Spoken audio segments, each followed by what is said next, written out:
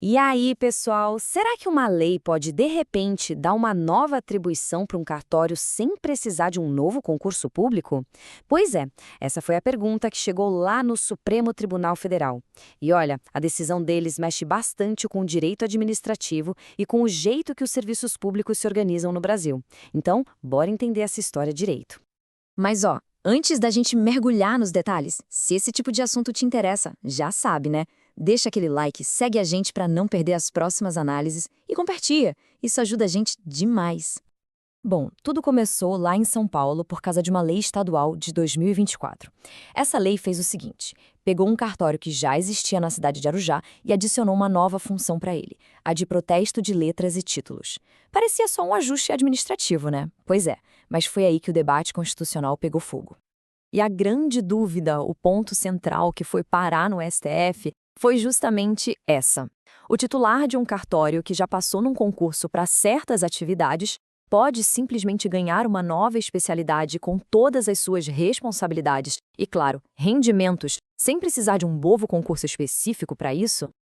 E quem não curtiu nem um pouco essa história foi a Associação dos Notários e Registradores do Brasil, a famosa ANOREG-BR. Eles foram direto no STF com uma ação direta de inconstitucionalidade, batendo o pé e dizendo que essa lei feria a nossa Constituição. O argumento da ANORE foi bem direto. Primeiro, isso simplesmente atropela a regra do concurso público, que deveria ser a única porta de entrada. Segundo, gera um risco danado para a segurança jurídica, porque protesto é um negócio complexo, exige um conhecimento que não é qualquer um que tem. E terceiro, fere de morte o princípio da impessoalidade. Afinal, parece que estão beneficiando uma pessoa específica em vez de abrir a vaga para todo mundo competir. E a base de toda essa briga está lá, no artigo 236 da Constituição. E olha, o texto não deixa margem para dúvida, é cristalino. Para entrar na atividade de cartório, depende de concurso público. Ponto. Essa é a regra geral, o alicerce do sistema. E aí, tá achando essa explicação útil? Se sim, que tal dar uma força pra gente? Compartilhar este conteúdo com os amigos ou nos seus grupos é a melhor forma de nos apoiar. A gente agradece de coração. Para a gente conseguir entender a decisão do STF, a gente precisa dar um passinho para trás e entender como os cartórios podem ser reorganizados. Tem os termos técnicos no meio do caminho, eu sei, mas calma que a gente vai descomplicar tudo isso junto. O termo que a gente precisa guardar nesse caso é desacumulação. Pensa assim, não é que estão criando um cartório do zero, é mais como pegar uma tarefa, uma função, que antes era de um cartório, e passar para outro que já está funcionando. É uma espécie de redistribuição de trabalho, entende? E é importante não confundir desacumulação com outras duas formas de reorganização. Saca só a diferença? No desmembramento, a gente divide a área de atuação para criar um cartório novinho. No desdobramento, a gente cria um cartório novo, mas com a mesmíssima especialidade. Já na desacumulação, que é o nosso caso, só se transfere a função, não nasce um cartório novo. E aqui vem o pulo do gato. Não importa o nome, se é desmembramento, desdobramento ou desacumulação. Se no final desse processo surge uma nova vaga, uma nova titularidade, a regra da Constituição é clara e não tem conversa. Tem que preencher por concurso público. Certo. Então, como é que o STF desatou esse nó? Se a regra é sempre o concurso, a lei de São Paulo seria jogada no lixo? Bom, a resposta do Supremo foi, digamos, mais sutil. Eles buscaram um equilíbrio.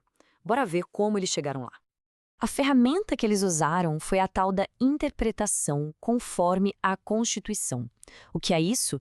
Basicamente, em vez de anular a lei por completo, o STF disse: olha, essa lei pode até ser válida, mas só se ela for lida e aplicada de um jeito bem específico que respeite a Constituição.